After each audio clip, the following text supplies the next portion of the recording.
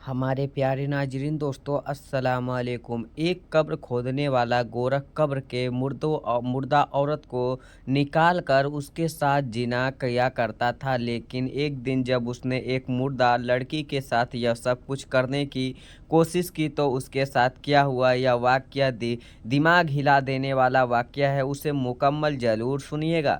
इस कहानी को उस शख्स की ज़ुबानी सुनते हैं। मेरा नाम अब्दुल करीम है और मैं एक गोरख था जो भी जवान लड़की देख कर जाती फिर मैं उसके कब्र से निकाल कर उसके साथ जिना करता था। एक रात एक आदमी अपनी कुंवारी लड़की को अकेले लेकर आया और मुझे दफनाने के लाखों रुपए देकर चला गया। मैंने जब उसे कपड़े उतारे तो उसका उसका बदन बहुत बदबूदार था और जैसे ही मैं उसको बहाना बहाना करके उसके साथ गलत काम करने लगा मेरे रोंगटे खड़े हो गए, क्योंकि मैं उंगलियां धीरे धीरे उस हसीने के वसूद पर सिराया कर रहा था जो बिल्कुल बेजान थी से मेरे सामने पड़ी थी और उसकी रंग चांदनी की तरह दमक रही थी। उसके होठ खूबसूरत थे, मुझे मर्दोस कर रही थी। ऐसे हुस्न मैंने आज तक नहीं देखा था, जबकि आज तक मैं कई जवान लड़की के साथ वह सब कुछ कर चुका हूँ जिसकी मैं ख्वाहिश रखता था। लेकिन लड़की सबसे अलग और मुसाफिर थी। ना सिर्फ खूबसूरत थी बल्कि चेहरे पर इसका कदर मासूमियत थी। हैरान रह गया था। मैंने धीरे से उसके ऊपर से चादर हटाई थी और अपनी निगाहें से उसके अपने अंदर उतारने लगा था। उसके हाथों की मखमली उंगलियों को मैंने अपनी उंगलियों से जकड़ लिया और खुद पूरी तरह से उस पर झुक गया था। उसे देखने बाद मेरे दिल खुद बखुदार यह ख्याल आया था कि इतनी जवानी में कैसे यह मौत है मुंह में चली गई। अगर यह जिंदा होती तो इसका हुस्न शानदार और भी गजब ठहरता। देखते हैं वह कोई 15 से 16 साल की जवान लड़की थी जो 1-2 साल गुजरने के बाद तो पूरी तरह से खिलकर गुलाब बन जाती और किसी का भी चैन चैन सुकून लूट लेती। मैंने आगे बढ़कर उसकी गर्दन पर अपने दहकते हुए होठों रख दिया था और अपनी गहरी सांसें से उसके वसूद पर छोड़ दी थी। आहिस्ता आहिस्ता उसे चूमते हुए उसकी खूबसूरत को अपने अंदर उतारने लगा। उसे पास से ऐसी खूबसूरती आ रही थी जैसे वह किसी बाग की आई हो। उसे एक अजीब सा खुला डोल कुत्ता पहना रखा हो जिसके उतारने से मेरे लिए बहुत आसान था। आमतौर पर उसके कदरे मर्द हजरत पहनते हैं, पता नहीं क्यों उस लड़की के यह कुर्ता पहना हुआ था। मैंने बहुत आहिस्ता से वह कुर्ता उसके बदन से जुदा कर दिया और मैं मोम की गुड़िया को धक धक कर नहीं पहुंचना चाहता था। मेरी नज़रें उसके हुस्न से खैरा होने लगी। मैंने वसूद के गम पीछे छोड़ दिए लगे थे। कई रातों में तन्हाई का अजाब झेल रहा था और आज की रात यह तन्हाई खत्म होने को थी। वह मेरी चारपाई पर इस तरह पड़ी हुई थी कि मेरे लिए कोई जगह बाकी नहीं बची थी। मैंने जैसे तैसे उसके सामने आने की कोशिश की। मैंने कसकर उसके अपने सीने से लगा लिया था और अपने होठों से उसके वसूद को माल करने लगा। वह मासूम सी दुर्बली पतली लड़की थी और एक लंबा चौड़ा जवान मर्द। अगर वह जिंदा होती तो शायद मेरे जज्बात को बर्दाश्त ना कर पाती। मेरी मजबूरी गफ को वजह से मेरे यह छोटा सा करवाटा उसकी चीख से गूंज उठती। मेरी अंदर हर गुजरते पल के साथ मजीद बेचने पड़ती रहती थी। अपने होठों से अपने प्यास को बुझाने की नाकाम कोशिश कर रहा था, लेकिन कुछ देर बाद मेरी बर्दाश्त खत्म हो गई तो मैंने धीरे से चादर फेंक दिया और रह के कपड़े में उसके वसूद से अलग कर दिया। उसके हसीन वसूद हालत में मेरे सामने था और बेशक ही अपनी हद से तजवाल था। हमेशा एक बेजान कुंवारी लड़की को इस्तेमाल करके मैं होता था, लेकिन इस लड़की का बेजान होने में मेरे अंदर की तरफ तो बढ़ रहा था। मेरे दिल चाह रहा था कि मेरे जज्बात के पंजीराए कमे झमेक में कोशिश करने लगी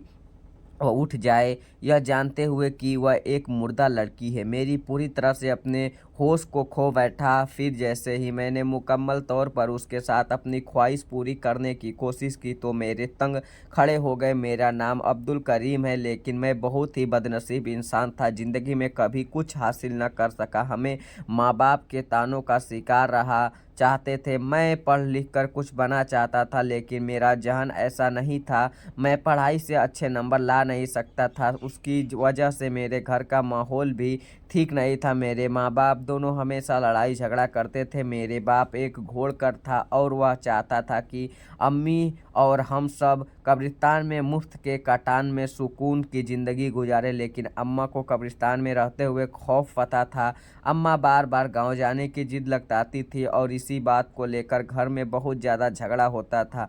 अब्बा की जज और गुस्से के आगे अम्मा मजबूर होकर जाती थी। मरपीट करने पर अब्बा का गुस्सा मुझ पर निकाल देती। अम्मी मेरी सगी माँ थी, लेकिन जब मारने पर आती तो मुझे नीली नीली कर देती। अम्मा को लगता था कि मेरे मुस्तकबिल की वजह से अम्मा अब्बा को गांव में नहीं जाने देते, जबकि अम्मा का सब घर बार गांव में ही था और उसे यह ज़िंदगी बिल्कुल पसंद नहीं थी। जब अब्बा चाहते थे कि मैं यहीं पढ़ूँ, पढ़े लिखूँ और फिर किसी काबिल हो जाऊँ, हमें हमेशा के लिए शहर में ही रह जाए। अब्बा को गांव की ज़िंदगी से बैर था, मगर ना ही पढ़ लिखा और ना ही अम्मा के आताप से सब करा। बार बार फेल होने लगा। अब्बा का गुस्सा भी मुझ पर निकलने लगा और मेरे अंदर एक अजीब सी नफरत भर गई।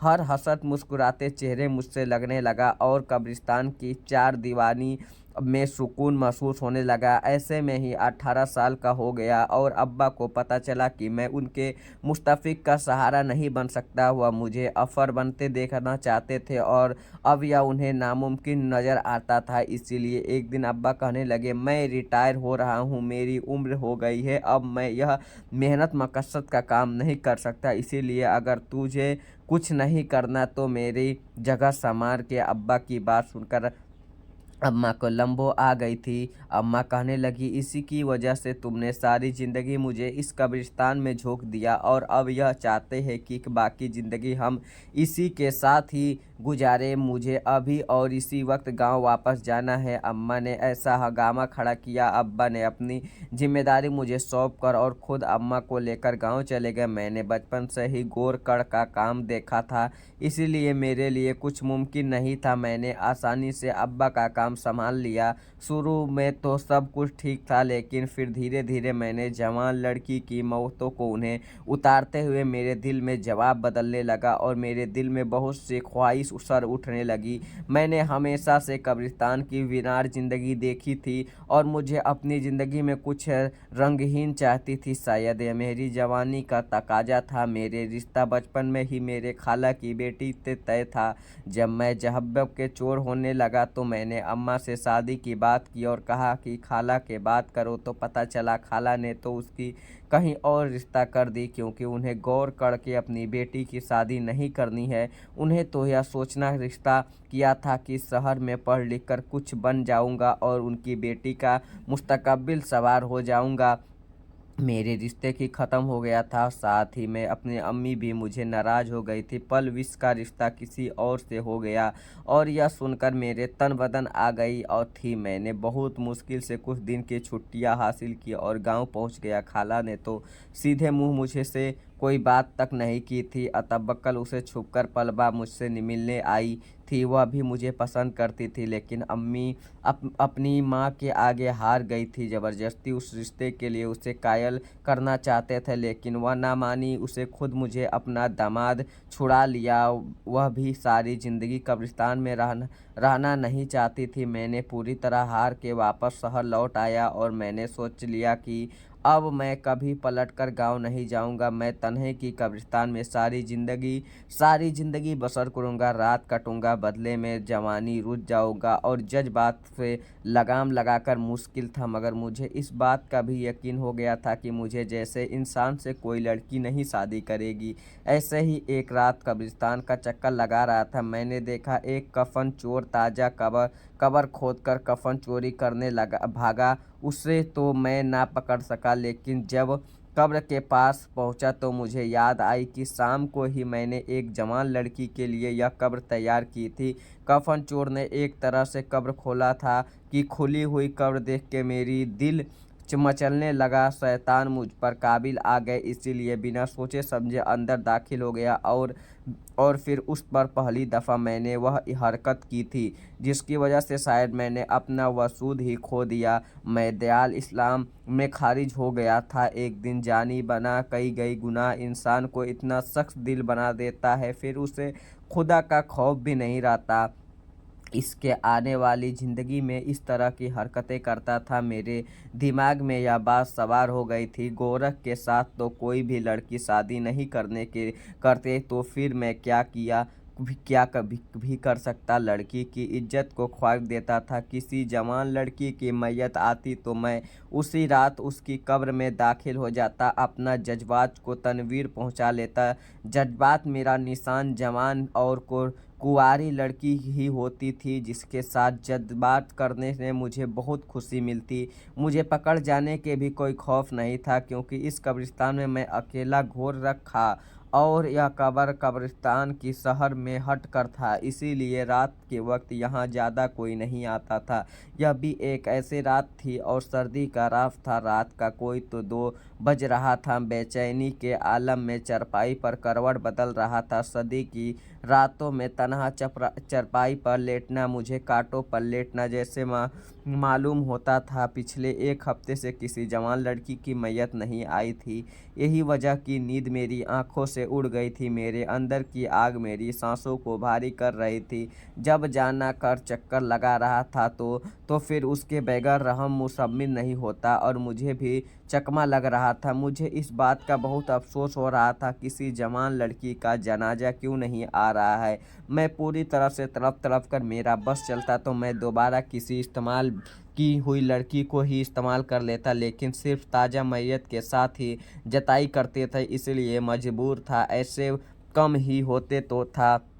हफ्ता हफ्ता गुजर जाने पर किसी लड़के की मैयत नहीं आती, वरना तो हर दूसरे दिन कोई ना कोई जवान लड़की मुझे महफ मिल जाती और मैं अपनी अंदर की आग बुझा लिया करता था। अब अपने बाप का यह पेश भी नहीं मैंने इसीलिए अपनाया था कि मुफ्त में अपनी ख्वाहिश को पूरा करे सकून से। अब तो कई सालों के मैं यह काम कर रहा था, इसीलिए मेरे अंदर का ही कोई डर खौफ नहीं था और ना ही झिकझिकार। जब भी कोई अपनी जवान लड़की को दफना कर जाता तो मैं रात के अंधेरे में खामोशी से उस कब्र को खोलना और उसके पैरों के तरफ से अंदर चला जाता और फिर अपनी प्यास जाकर वहीं पर बुझा लेता, और किसी को कानो कान खबर ना होती। मुझे बड़ी उम्र की औरत में कोई दिलचस्पी नहीं थी, सिर्फ कुंवारी लड़की पर पसंद थी, जिनका नफरत उदास वजूद मुझे सुकून पहुंचाया करती थी। मैं किसी ऐसे ही वसूद के लिए तड़प रहा था। जब मैंने अपने आप जज को संभालने की कोशिश कर रहा था तो फिर मेरे करवट का दरवाज़ा सर जोर से बजने लगा, और मैं कब्रिस्तान के कोने में ही रहता था, इसलिए कोई भी रात के इस पहर आता था तो सीधे मेरे क्वार्टर में पहुंच जाता था। दरवाज़ा दोबारा खटखटाया, बजा। जल्दी से दरवाज़ा खोला दिया। मेरे सामने एक आदमी खड़ा था। उसने चेहरे पर बहुत ही ज़्यादा परेशानी थी और गोरा चमक सी लिप्ट हुई एक वसूद उसके बहुत ही मुश्किल अपने बाजू के ऊपर उठा रहा था। उससे मुझसे अंदर आने की इजाज़त मांगी तो मैं इनकार कर सका। उससे जगह दी तो उसने मेरी चारपाई पर चाई पर लिपटा हुआ वसूद लेटा दिया, जो पूरी तरह से ढका हुआ था। हैरत से देखने लगा। इतना तो मैं समझ गया कि कोई लड़की, लेकिन वह इस तरह चादर में लिपटी हुई क्यों थी। सवारी नज़रों से उस आदमी की तरफ देखने लगा। उसने जेब में नोटों की गड्डी निकाल कर मेरे हाथ में रखी और कहने लगा, मेरे पास ज़्यादा वक्त नहीं है, मुझे दूसरे शहर जाना है। तुम इसकी तनख्वाह का इंतज़ाम कर दो। इसके सारे पैसे देकर मेरी आँख खुली तो खुली रह गई।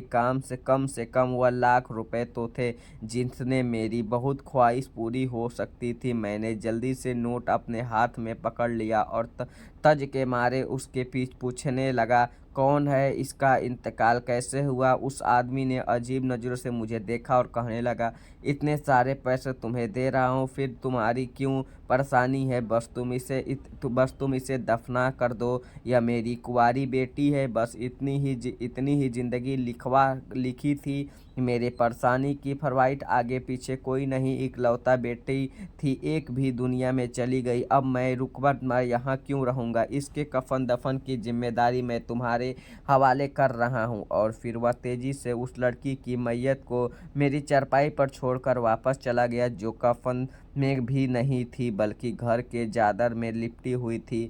पीछे की तरफ मैंने पहले से ही कुछ कब्र खोद रही थी, क्योंकि कभी कभार रात के वक्त मैयत आ जाया करती थी। इसीलिए उस लड़की की तनफीर करना मेरे लिए मुश्किल नहीं था। बस इससे पहले ही उसका चेहरा देखना चाहता था। कुंवारी लड़की का लफ्ज़ सुनकर वह मेरी दिल की आग मचल उठी। फिर यह सोचकर मुझे खुशी हो रही थी कि इस बार अपनी ख्वाहिश पूरी करने के लिए मुझे किसी कब्र में नहीं उतरना, बल्कि लड़की खुद मेरी चारपाई पर मौजूद थी और मुझे रोकने वाला कोई नहीं था। फिर पूरे हफ्ते के बाद कोई लड़की मुझे मैस आती। उस आदमी के जाते ही मैं क्वार्टर का दरवाज़ा अच्छी तरह से बंद किया और आहिस्ता आहिस्ता चादर उस लड़की के चेहरे पर हटा दिया। जैसे ही मेरी नज़र उसके चेहरे पर पड़ी तो मैं झपकना भूल गया। इस कदर हसीन थी कि उस पर से नज़र हटाना मुश्किल हो गया। मैं खुद पर काबू खोने लगा। मैं धीरे झुकने उठे ओठों के चूम लिया।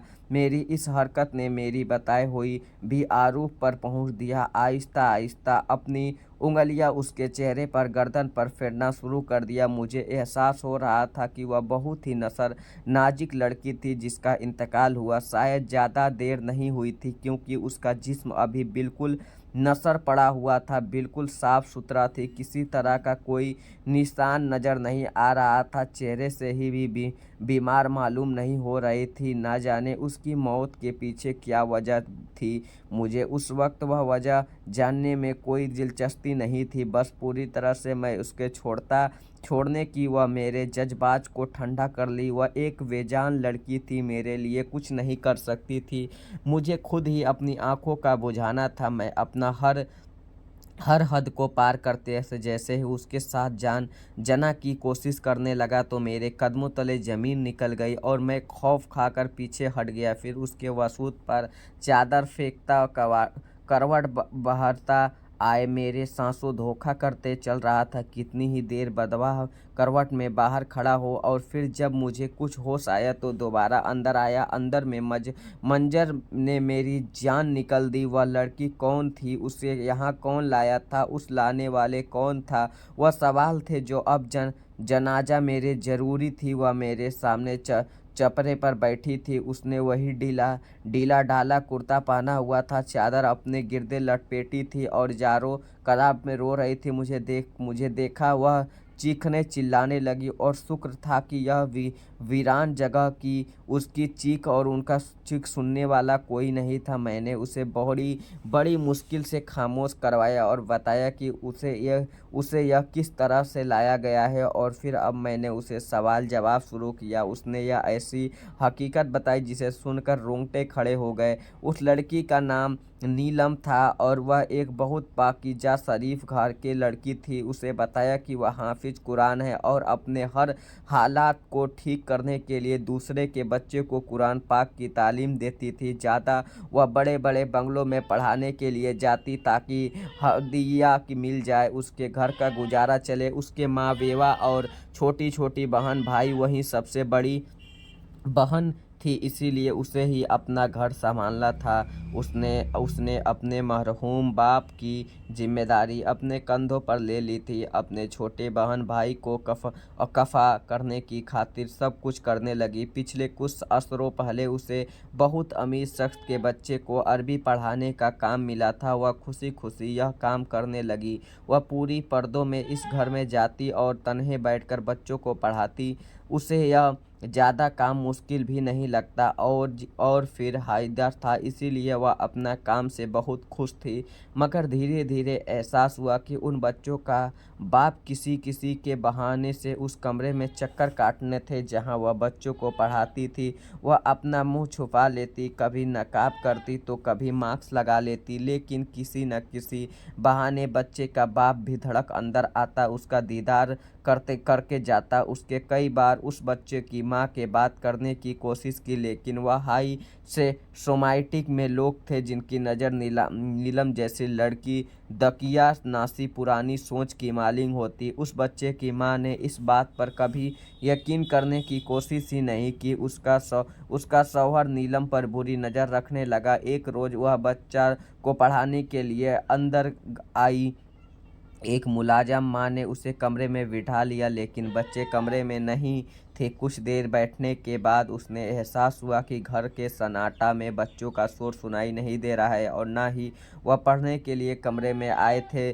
फिर जब उस बात की मालूम हटकर मसरूफ़ हुई तो उस कमरे में निकलने लगी, मगर उस बच्चे का बाप अचानक कमरे में दाखिल हुआ और उसके कमरे का दरवाज़ा बंद किया। नीलम जान गई थी कि उसकी फिरहत में कैसा फुर होने वाला है, लेकिन उससे पहले वह शोर मचाती, महंगाम खड़ी करती, उसकी नीलम अपने काबू में कर लिया और उसके मुंह पर अपना हाथ मार दिया। नीलम की आवाज़ उसे हल्की में ही दम तोड़ दी। वह नीलम की हासिल हुआ था कमरे में अपना बेडरूम में ले गया। घर की उसी वक्त कोई मुलाजिम की मजदूरी में जिसकी मुलाजिम ने उस कमरे में बिठाया था, ना जाने कहाँ चली गई। उस आदमी ने नीलम को अपना बिस्तर पर फेंका और जगह से ढक दिया। पानी नीलम के ऊपर डाल दिया। नीलम अपना बुर्का उतार कर चुकी थी। वह सफ़ेद रंग की कमीज, सलवार और मकल में थी। पानी पड़ते ही उसका वजूद आर पार हुआ और उसका हुस्न नुमायाँ होने लगा।